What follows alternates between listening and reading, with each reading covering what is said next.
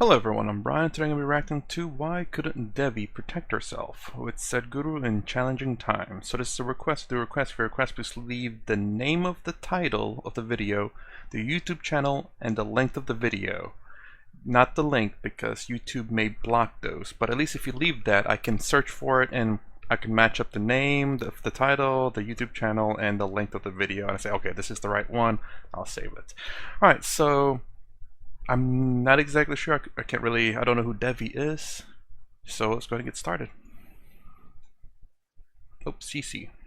I don't always remember. This question is from Siddharaj. Oh, there's CC. Namaskaram Sadhguru.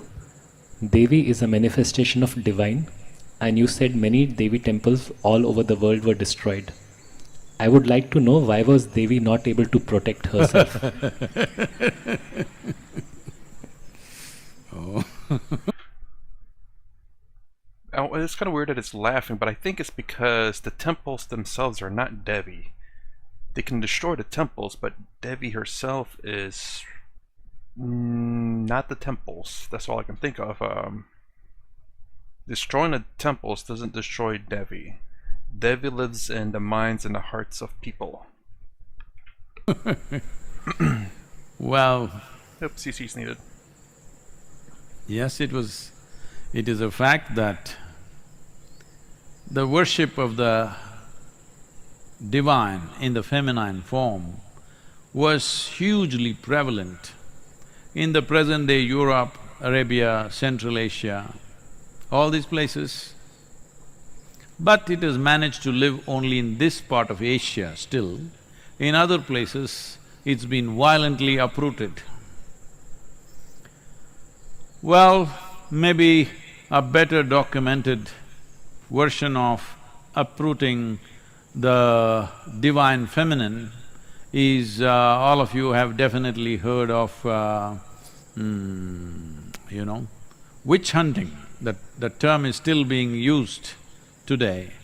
If something unfairly, somebody is being hunted, we say witch hunt. This comes from the term during the time of the Crusades. It is estimated they burnt over 6 million women alive over a period of probably 150 years or 200 years, I'm not very sure about that. Yeah, that's kind of scary actually. Even in the US, they have the, what do you call oh my gosh, the Salem witch trials. And it's kind of scary on how they logically thought back in the day. If they put stone in your… they kind of cuff you in a sense. They tie you up and throw you in the water. If you sink, you're innocent. So basically, if you drown, you're innocent. If you float, you're a witch, and then you get burned at the stakes. Either way, you lose. That is… man. Times, boy. And the problem with that's the fact that you can be easily accused of being a witch. And the only way to prove your innocence is to drown? Well, yeah, that's the only way to prove your innocence, to drown. Because if you float, you're guilty and you still die. But over a period of time, those crusade period… I'm laughing because of how ridiculous it is. It's mind-blowingly ridiculous. Think like that. When somebody was very ambitiously spreading their religion, this is what happened. These women who were burnt like this, and many were simply burnt for various other reasons, but it was all just label somebody a witch, that's it. Yeah, people will burn them down. Even today this practice is still there, unfortunately here and there. So who is a witch? In some way, when a woman displays, she's capable of doing something or knowing something beyond childbearing and cooking. She's a witch. That's so ridiculous. Yes, that's how it was. That is true, though. So generally, the Devi temples always spawned women who are capable of other things. Right now we are breeding a new culture of Bairaginis and Devi sadhakas. The idea is to not just have red devils walking around in the ashram. Red devils. The idea is, slowly divinity walks around. They may take their time, but gradually to produce what you considered as divine, which you enshrine, must live with legs.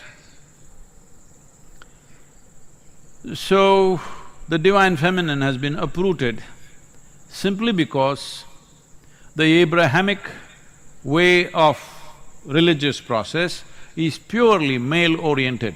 It's completely masculine. There is no room for feminine to be anywhere there.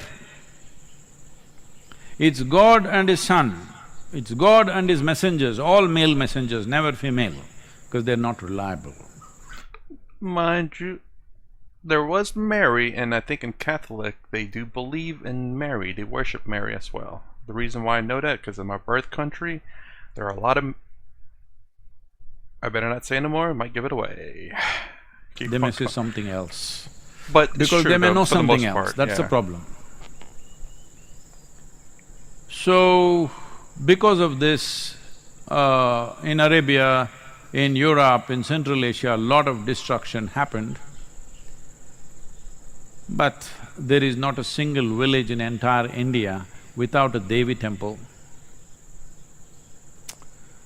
And when I went to Somnath temple, it was destroyed 17 times over by a certain kind of warlord from Afghanistan. 17 times. He makes this trip, which is over probably 1500 kilometers. He makes this trip just to destroy this temple. First time I can understand because there was wealth, there was gold and stuff. All right, he looted it, destroyed it, burnt it down and went. Why come second time? Maybe little more wealth. But after that, there was no wealth because people just put up small things. Yeah, I guess after the first three or four times, it changes from, looting and stealing to try to prove a point. But he came 17 times and destroyed. So I was inquiring, what is it? The thing was… I'm sorry to keep pausing it, but yeah, whenever he said just little things to represent a temple, if it's just merely a stick on the ground and he travels all the way to destroy that stick because it's a representative of something, he really does not like that. And it's really saying something for him to come all the way there to destroy that stick. If, again, if it was just a stick and he says, oh, there's a stick up to represent this, I must go there to destroy that one stick. I mean, this dude must absolutely hate whatever that stick represents to come that far to destroy it. He was dedicated. Those three goddesses that they talk about in Arabia, And real hatred too. pre-Islamic era, one of those goddesses, one of the deities, some devotee carried it from there and established it in the Somnath temple as a consort of Shiva. So they wanted to destroy that goddess. So the guy makes a 1400 kilometer trip 17 times on a horseback to destroy her. That is how important it is to destroy a woman in this world. That's how important it is. Because if you empower the feminine, then all the silly laws all the silly ideologies, laws of heaven and nonsense that you have created, all that will collapse. I will not go into the mechanics of how it'll collapse, but think through this. Suppose you accepted a woman as a god. Suddenly, going somewhere and living well will go away, because that's not the nature of the feminine. It is always masculine. He wants to go somewhere and then live well. At least to another place in this country, or another continent in this planet, or another galaxy, or another dimension called heaven, paradise, whatever you want to call it. This is a man's thing, he wants to go somewhere and then live well. He can't live well here, this is his problem. This is a huge masculine problem, that he cannot live well here. If you look at the male and female, you will see the feminine always wants to settle down, wherever little comfort, settle down and live well. Man wants to climb the mountain and settle down on the other side. This side of the mountain is not okay for him. I wonder if my view on that has changed. I will say, at least in American culture, maybe even in some, I'll say Asian culture, but I guess maybe Japanese and South Korea. I'm not exactly sure. Only the reason I'm pointing this out is because the culture over there, the women and men, I do believe are pretty equal. I would assume so. As far as, again, I haven't really done research as of late, but the reason why I say that is because women over there have been really pursuing, their careers, which is fantastic. But by doing so, it seems like their population is suffering because women are so focused on their jobs that they don't want to take time away from their jobs to have a family. So again, I don't know if that's still going on today, but because of that, again, their population is declining. And that's also kind of happening over here with, you could say maybe Western women, or at least European descent women, white women basically. They're not having kids like they used to. In America, there seems to be a lot of women pursuing careers, which is, again, great, fantastic, but some, I don't know how big or small this problem is, are coming out not having families. And the reason why I kind of know a little bit about this, because I do watch certain dating videos which they talk about, I guess, the problems of dating in modern times, and it shows topics of women who achieve very highly in their career, but they kind of discover that they're overall kind of sad. Again, I don't know how many women are like this, but there are some, and that they kind of, because they've focused on their career so much that they've kind of basically aged out of giving birth in a sense, or it's become very difficult, and they're kind of sad about it. They wish they've started a family because they find out a little bit later on in life that they really wish they did, instead of focusing on their job, because the job doesn't give them true happiness. Again, hopefully a small minority of women feel this way, and hopefully, I mean, the responsibilities of women now that they're giving to themselves is so much, to start a family, start a business, have a high-paying career, focus on your job and a family. That's too much to handle with one person. But I don't know, where was I going with that? Was the fact that, I guess, talking about women and the feminine, and about how when they start focusing on career orientation, other things tend to suffer and population tend to suffer. But I don't know. I mean, if that's what they choose, then what can we do about it? We don't want to force anyone. Again, I'm against force, but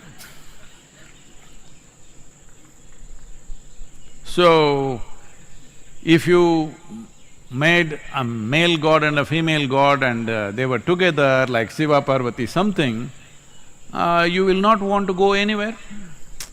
Even Shiva settled down in Kashi because of Parvati. He's a wanderer. But during the winter months after he got married, he found she was finding it very difficult to be in high altitude in Himalayas. For her sake, he came down to Kashi, but then he also started liking it so much. For a long time, he did not go back.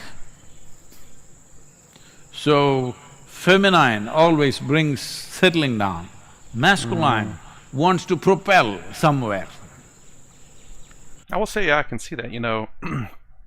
I do believe females make actually tame the males, I guess. I don't know how much of that's true, but that is a belief of mine that males tend to be wild and crazy and do stupid stuff, but when they find the right person for them and they start having a family, I think males tend to change to be kind of different from what they were. And I do think females bring out the best in males, and I hope it goes vice versa as well. That propelling, too much propelling. We need some propelling, of course. Too much propelling is causing enormous destruction on all levels of life. Today, a whole lot of people have started philosophizing only because we overdid our economy, viruses come to neutralize our economy. I am not saying that. This is not the way to balance our economy or our activity. There are more sensible ways to do this. And one important way to do it is empower the feminine. You will see in many ways this propulsion will come down a little bit. Either you must be inward oriented, then you can sit here. Or you are in some way bound to a woman, then you will sit here. Otherwise, single man can't control him, he's all the time on. If you are inward oriented, very effortlessly you will sit. Otherwise, a woman can tie you down.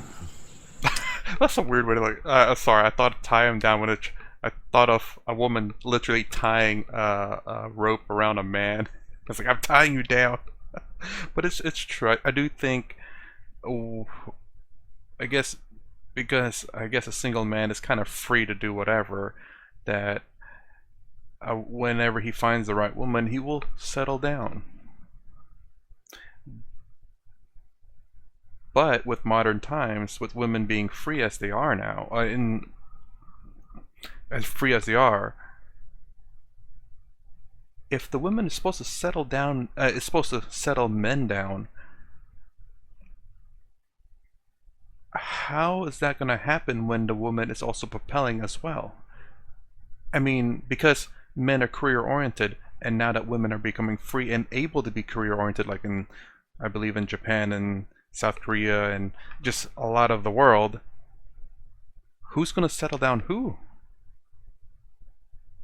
Or will even a career-oriented woman will still settle down a man, and her herself will also settle down? But then again, I guess that's the individual women whether they want to settle down or not. So it's the responsibility of women to settle down men because a man is not supposed to settle down women? In many ways, the economy and the destruction of the planet has still not gone to that place where it's not irreversible, simply because most men still need a woman. Very few men who can live without a woman. They are either ascetics, so no problem, or they are super ambitious tyrants, they are a problem. Yes. Yes. So, has Devi been destroyed? Well, I'm telling you, she's all over this country. In every village. There may be no temple for a male god in a village, but always there is a temple for a Devi.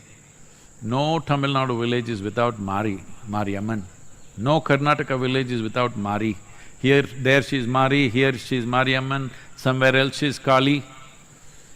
She's good at taking on lots of names. So, why couldn't she take care of herself? Well, she doesn't need to. This is the nature of a woman, that if it's getting too ugly, she won't be there. She will go and settle where it's conducive. That's exactly what she's done. We must take care of her. Still, though, interesting there. I do wonder, the question I brought up. Then again, I don't think he didn't say that men cannot settle down women, I guess. It's not like what he said is, I guess, written in stone that only women can settle down men. I don't think. Again, questions I wish I could ask him. But let me know. As far as I can tell from what he said, again, women settle down men because men are constantly being propelled. They're being… I don't know, I'm sorry. They're being propelled, some of them are being propelled so much to become super tyrants, which we did see a few in this world. And because a woman couldn't, I guess, settle down that man. But in a world of equality, when a woman is also propelling herself, does a man now have to settle her down? I'm not sure. It's a question that he didn't answer for me. Weird questions I think about. Let me know if you know, or what are your thoughts on that? Huh. Anyways, that's my reaction to why couldn't Devi protect herself. I mean, no matter, again, like I said in the very beginning, he didn't say that, so, but I do believe that, you know, a temple does not make something exist. It is believed by the people, whether there's a temple there or not. So that's my reaction to why couldn't Devi protect herself. If you like my content, please consider subscribing. Thumbs up, thumbs down below. Thanks for watching. I'll see you in the next vid.